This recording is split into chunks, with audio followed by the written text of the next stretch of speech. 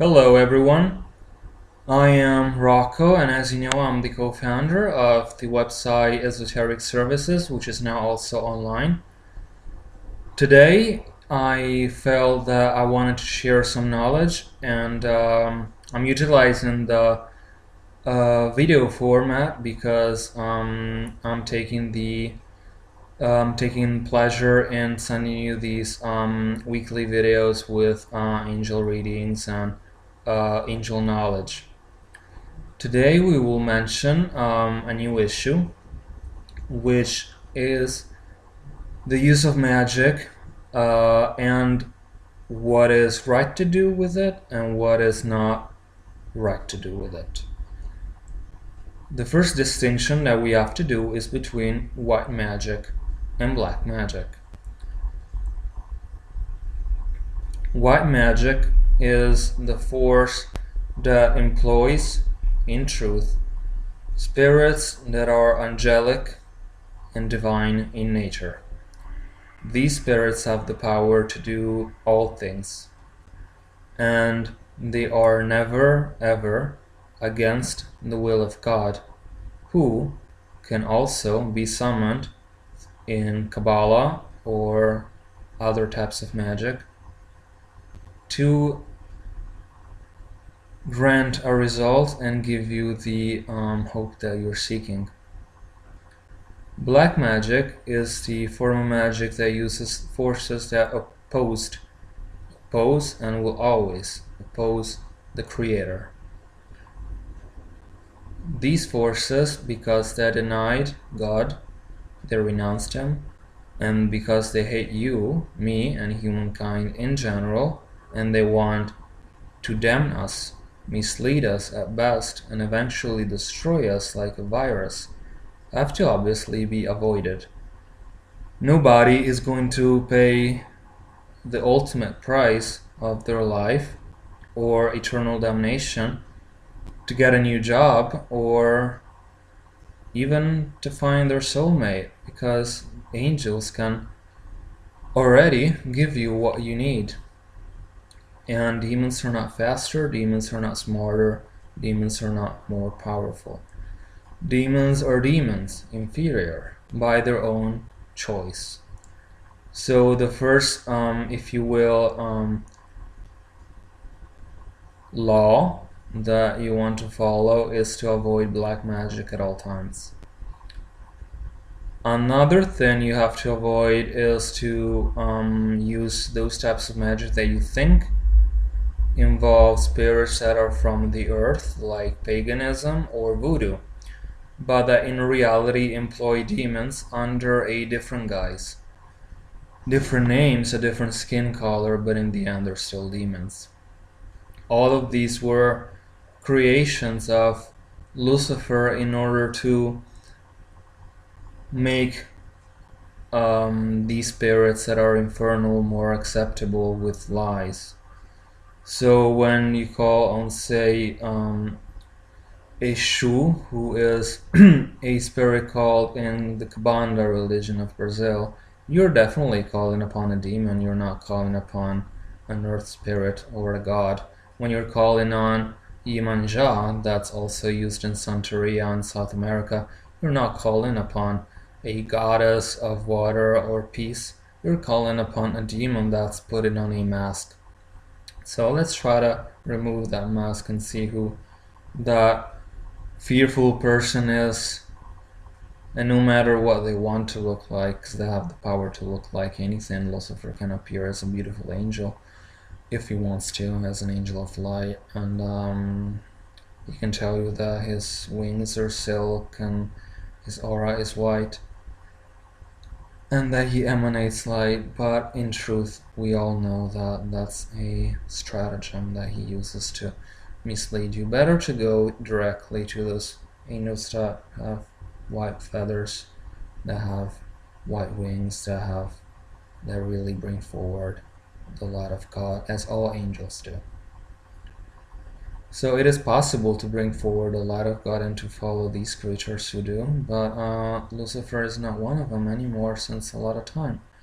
So the first thing that God condemns is when you use magic. and you call upon these spirits to evoke them. First thing that happens, you definitely become possessed, and then other things can happen too, and it spreads to other people. So that's the first knowledge that I'm about to give you. Avoid Satanism, and all of those things that you know are same thing as Satanism, only they have a different name. So even if it's called Voodoo, Santeria, even if sometimes if you go to South America, they will call saints like Saint Barbara or others, and then below that statue or below that saint, there's going to be another spirit, like in the example of Saint Barbara, there's going to be the goddess of the thunder, so-called Oya, which is a demon. So always be honest with yourself on what you're doing, why, and what that thing is leading you to. Angels are the messengers of God, and as such, they can be called in rituals, even for a conversation, to know their secrets, to know, in the case of Raziel, the secrets of God. They are like your friends. They have to be approached with respect, but not with excessiveness of formalities, or with fear that you can get close to them, or that God doesn't want you to speak to them, because that's not His intention. If not, He wouldn't have given you a guardian angel to be close to you at all times. So stick with that, and then refrain from using black magic. But sometimes some people that are sort of new agey, or sometimes even not exactly knowledgeable of the magical arts in truth, they refrain from using justice as a concept and as a practice in magic, because they believe that everyone must be forgiven, and that you are not allowed to feel resentment or anger towards a certain person, and by all means you're not allowed to curse them. Even if, say, somebody comes into your marriage and steals, I don't know, your wife from you, takes her away from you, performs magic on her, someone kidnaps your children, someone robs your home, someone destroys your life, some people think that you have to send them love and light and pray for them. In some cases that may be true. In some other cases, when your personal safety is at risk, God has created these angels after attentive conversation with them told me that it is possible to curse through them. That can't really bring a resolution to these types of problems, as it was the case of many saints and many prophets who have used magic as a way to punish the enemies that are yours, ultimately of God. So when you have enemies that attack you without a reason, they're ultimately attacking God's creation, and they must be stopped in order for God's order that He created to be re-established. So we don't have to be aggressive on the physical plane. We have to stay in those limits that are legal in where we are at all times.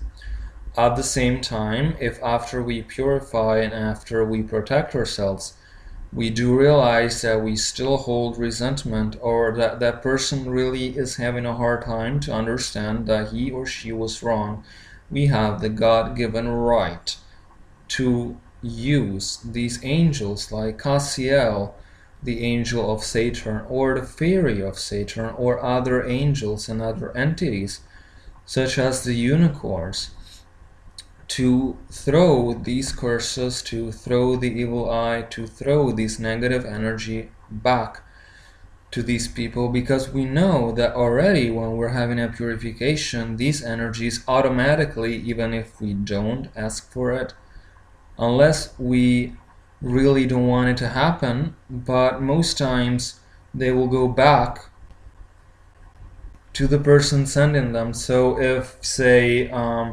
you are shielded with what the weapons Archangel Michael has, you have the sword of truth to slay the dragon and the shield of light. When you have this shield with you, and you can ask Michael to give it to you, so you have it with you at all times, it deflects away negative energies. Now, some of these energies may possibly become light on their own, and just like when there's a miracle and people are able to turn, I don't know, dust into a red rose or arrows into flowers. So that's a type of miracle. And the Indian saint, Sai Baba, who is very wise, if you read or watch his videos, and he's now passed, but he's in heaven. And one of the things he did, he was able to create roses on the physical plane. That's a miracle. Sometimes, like Buddha said, you respond with a smile, or like Jesus said, you turn the other cheek. At other times, you could get sick if you didn't send back these negative energies somehow. And sometimes forgiveness, I'm told that it's not enough. Sometimes you really need to make sure that person gets that punishment, so that person is educated. You teach that person not to do it anymore, and that creates even more safety for the world. So sometimes we have to recourse to those types of justice rituals that most times are done during days or like Saturday or Tuesday, because these days are more connected to energies that are more masculine in a way, and involve punishment. If we want to use an analogy, we may remember that's even in the movie, Moses, when he was being followed by the Egyptians who didn't want him to escape. They were slaves, the Jewish were, to escape to Israel. And then Moses used his magical wand to create this wonderful miracle that he did, and he divided the waters. And when he divided the waters, he could find a way out of that problem. But at the same time, the Egyptian could have followed him across the waters and across the passage that he created for him and for the believers in God. So the first part of the miracle was a blessing, but then, of course, in order to save his life and the life of his peers, he closed that passage, and the water fell on the Egyptians, killing them. Now, without going to these extremes, you can still employ magic without resorting to the ultimate type of punishment. But you can simply, that's what I do, I don't go beyond this, but call upon God to bring the deserved punishment upon a certain person so that finally they leave you alone. But every time you have to check with God if that's feasible, because that has to be like a last resort.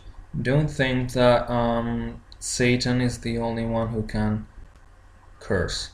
In the Bible, when angels are sent to curse a demon or to bind him, like Saint Raphael with Azazel or Michael with Lucifer, it's the strongest type of curse that you have. So that's some of the knowledge that I wanted to give to you today.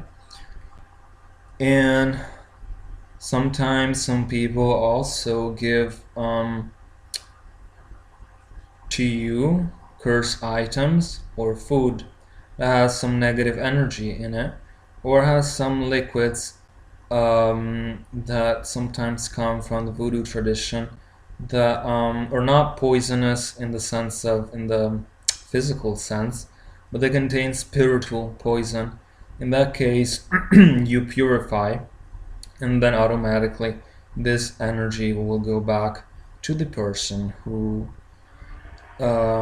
tried to give you the, in quotes, gift.